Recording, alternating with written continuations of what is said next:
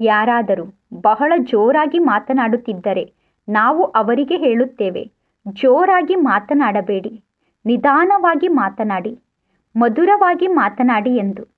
ಅದೇ ರೀತಿ ಯಾವಾಗ ನಾವು ಸಿಟ್ಟಿನಲ್ಲಿ ಬಹಳ ಜೋರಾಗಿ ಮಾತನಾಡುತ್ತೇವೋ ಆಗ ಅನ್ಯರೂ ಕೂಡ ನಮಗೆ ಹೇಳುತ್ತಾರೆ, ಜೋರಾಗಿ ಮಾತನಾಡಬೇಡಿ, ನಿಧಾನವಾಗಿ ಮಾತನಾಡಿ, ಮಧುರವಾಗಿ ಮಾತನಾಡಿ ಎಂದು.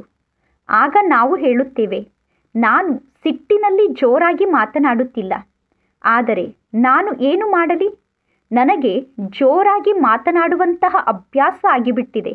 ನನಗೆ ನಿಧಾನವಾಗಿ ಮಾತನಾಡಲು ಬರುವುದಿಲ್ಲ. ನನಗೆ ಜೋರಾಗಿ ಮಾತನಾಡುವಂತಹ ಅಭ್ಯಾಸ ಆಗಿಬಿಟ್ಟಿದೆ.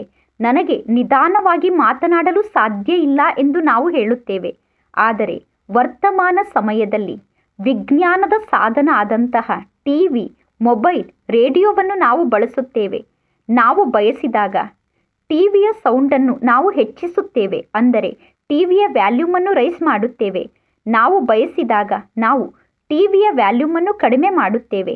ನಾವು ಬೇಕು ಎಂದು ಬಯಸಿದರೆ ಮೊಬೈಲ್ನ ಸೌಂಡನ್ನು ಹೆಚ್ಚಿಸಿಕೊಳ್ಳಬಹುದು.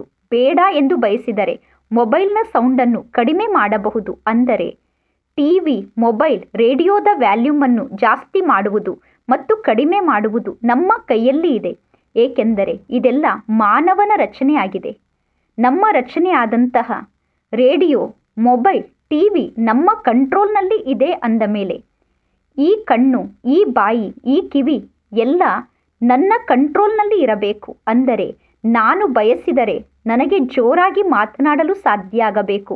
ನಾನು ಬಯಸಿದರೆ ನಾನು ನಿಧಾನವಾಗಿ, ಮಧುರವಾಗಿ ಮಾತನಾಡಲು ನನಗೆ ಬರಬೇಕು.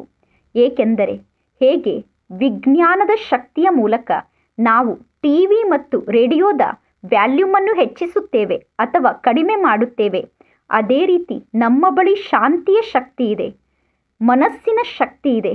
ನಮ್ಮ ಮನಸ್ಸಿನ ಶಕ್ತಿಯ ಮೂಲಕ ನಾವು ಇಂದ್ರಿಯಗಳನ್ನು ನಿಯಂತ್ರಣದಲ್ಲಿ ಇಟ್ಟುಕೊಂಡು ನಮ್ಮ ಬಾಯಿಯ ಮೂಲಕ ಮಧುರವಾಗಿ ಮಾತನಾಡಬೇಕು ಎಂದು ಬಯಸಿದರೆ, ಬಾಯಿಗೆ ಮಾಲೀಕರಾದಂತಹ ನಾವು, ಮನಸ್ಸನ್ನು ಕಂಟ್ರೋಲ್ನಲ್ಲಿ ಇಟ್ಟುಕೊಂಡಂತಹ ನಾವು ಶಾಂತಿಯ ಶಕ್ತಿಯ ಮೂಲಕ ನಿಧಾನವಾಗಿ ಮಾತನಾಡಬಹುದು, ಮಧುರವಾಗಿ ಮಾತನಾಡಬಹುದು.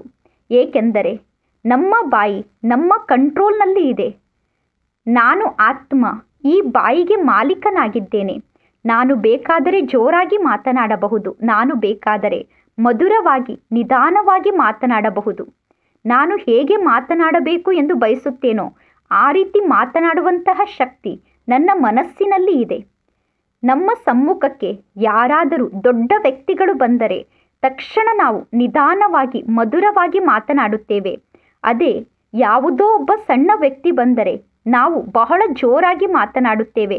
ಅಂದರೆ ನಮಗೆ ಬೇಕಾದಾಗ ನಾವು ನಮ್ಮ ವಾಯ್ಸನ್ನು ರೈಸ್ ಮಾಡಿಕೊಳ್ಳುತ್ತೇವೆ, ನಮಗೆ ಬೇಕಾದಾಗ ನಾವು ನಮ್ಮ ವಾಯ್ಸನ್ನು ಕಡಿಮೆ ಮಾಡಿಕೊಳ್ಳುತ್ತೇವೆ. ಅಂದ ಮೇಲೆ ನಮ್ಮ ವಾಯ್ಸನ್ನು ಜಾಸ್ತಿ ಮಾಡಿಕೊಳ್ಳುವ ಶಕ್ತಿ ಕೂಡ ನಮ್ಮಲ್ಲಿ ಇದೆ, ನಮ್ಮ ವಾಯ್ಸನ್ನು ಕಡಿಮೆ ಮಾಡಿಕೊಳ್ಳುವ ಶಕ್ತಿ ಕೂಡ ನಮ್ಮಲ್ಲಿ ಇದೆ.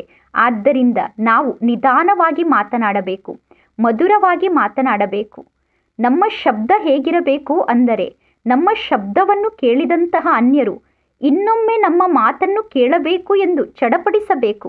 ಅನ್ಯರು ನಮ್ಮ ಶಬ್ದವನ್ನು ಇಷ್ಟಪಡಬೇಕು ಎಂದು ನಾವು ಬಯಸಿದರೆ ನಮ್ಮ ಮಾತು ಮಧುರವಾದ ಮಾತಾಗಿರಬೇಕು ಮತ್ತು ನಮ್ಮ ಶಬ್ದ ನಿಧಾನವಾಗಿ ಮಾತನಾಡುವಂತಹ ಶಬ್ದ ಆಗಿರಬೇಕು. ಆಗ ಎಲ್ಲರ ಪ್ರೀತಿಗೂ ನಾವು ಪಾತ್ರರಾಗಲು ಸಾಧ್ಯ ಆಗುತ್ತದೆ.